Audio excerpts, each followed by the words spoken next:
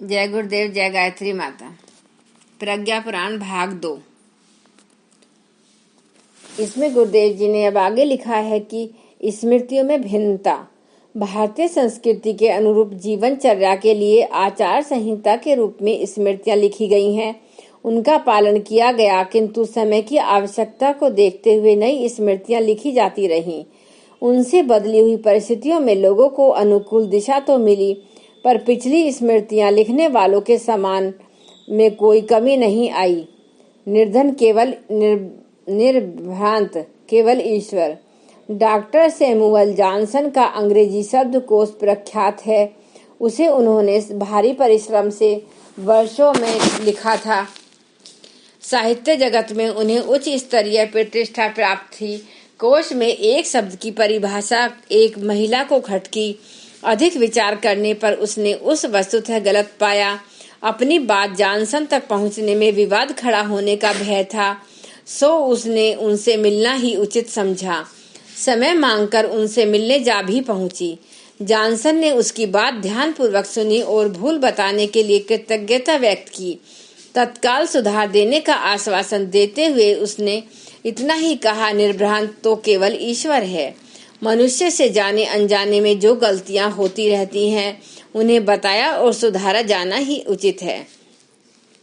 तुलसी बनाम संत तुलसी ने रामचरितमानस लिखे। उसमें वाल्मीकि रामायण की उपेक्षा रामचरित्र के अनेक नए आयाम प्रकट किए गए। इस प्रयोग को स्वीकार कर लेने से आदि कवि वाल्मीकि के गौरव में कोई कमी नहीं आई। इसलिए पूर्वजों के सम्मान में कभी आने के भय से नए उद्घाटित सत्यों की उपेक्षा नहीं करनी चाहिए। बालकपन में जो वस्त्र पहने जाते हैं, समय बीत जाने पर प्रौढ़ अवस्थाओं में उन्हें कोई नहीं पहनता। इस प्रकार यदि देश काल के अनुरूप परंपराएं भिन्न प्रकार से अपनाई गई हों, तो उसमें विग्रह जैसी कोई बात नहीं। सभी धर्म प्रेमियों के तथ्य समझना और सत्य और विवेक को अपनाना ही उचित है, क्योंकि इसमें उनका अपना ही कल्याण है। परंपरा की भिन्नता का प्रश्न सामने आने पर बहुधा विग्रह उठ जाते हैं। एक परंपरा का अभ्यस्त व्यक्ति दूसरी परंपरा वाले को हीन भावना से देखने लगता है, परंतु सत्य और विवेक को देखना चाहिए। किन्हीं परिस्थितियों में विशेष कोई खास परंपरा उचित रही। जितने अंशों में परिस्थितियां बदली, उतने अंशों में परंपराओं में परिशोधन कर लेने से न किसी धर्म का उल्लंघन होता है और न किसी निष्ठा का हनन होता है। इससे तो औचित्य को परिपोषण मिलता और विकास क्रम आगे बढ़ता है। वस्त्रों की परिपाटी। वस्त्र शालीनता की रक्षा तथा शरीर की सुरक्षा के लिए पहने जाते हैं।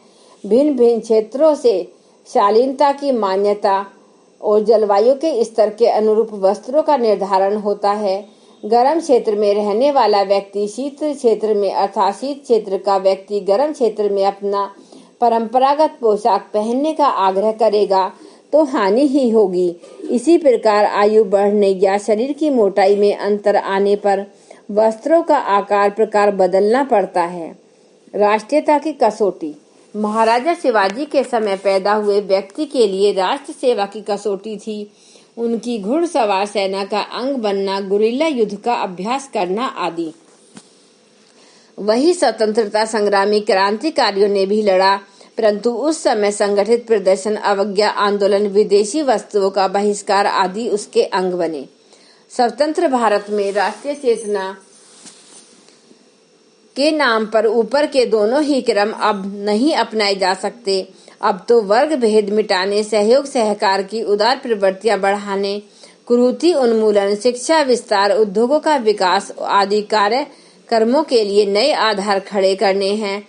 राष्ट्रीय गौरव की बुद्धि यह एक धर्म तब से अब तक रहा, पर उसके निर्वाह के कर्मों में जमीन आसमान का अंतर आ गया।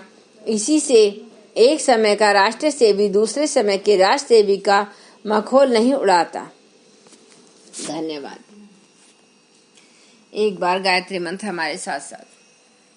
ओम भूर्भुवः स्वः तत्सवितुर्वरेण्यं भर्गो देवस्य धीमहि धियो यो ना प्रचोदयात्।